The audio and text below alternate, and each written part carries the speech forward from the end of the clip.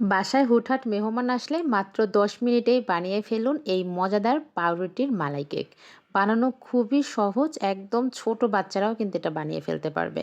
আর খেতে কি বলবো, খুবই মজার। তো চলেন চলে যাই ফুল রেসিপিতে। প্রথমে আমি একটা কড়াইয়ের মধ্যে নিয়ে নিচ্ছি হাফ কাপের মতো চিনি। আর যেহেতু এটা ননস্টিকের ফ্রাই প্যান, যার কারণে কিন্তু পানি ছাড়াই আমি ক্যারামেল বানিয়ে নিব।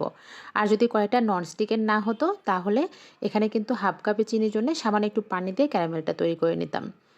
আর খেয়াল রাখবেন ক্যারামেলটা যেন একদম পুড়ে না যায়, তাহলে কিন্তু এই ডেজার্টটা খেতে একদম ভালো লাগবে না। ক্যারামেলটা হয়ে গেলে এখন এখানে আমি আগে থেকেই ঘন করে জাল করে রাখা আধা লিটার দুধ দিয়ে দিলাম।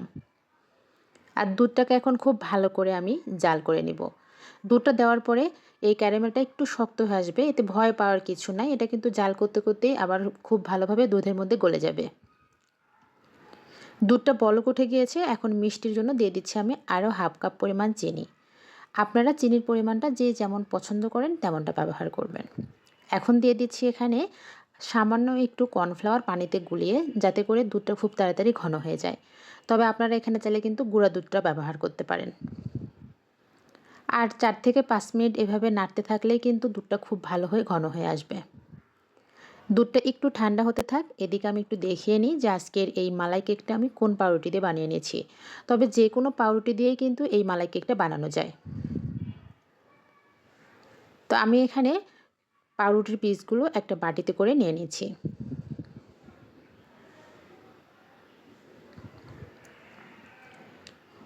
এখন এখানে একদম গরমও না আবার একদম ঠান্ডাও না, এরকম দুধের মালাইটা দিয়ে দিচ্ছি।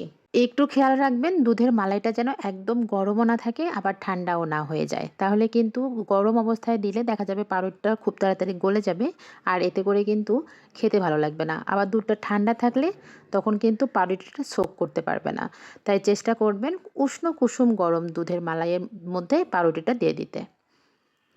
তো আমি পাউরুটির উপরে দুধের মালাইটা দিয়ে এখন পছন্দ অনুযায়ী বাদাম কুচি ব্যবহার করছি। এখানে 2 রকমের বাদাম দিয়েছি, কিছু কাঠবাদাম আর দিয়েছি চীনাবাদাম। আর সাথে দিয়েছি কিছু কিশমিশ।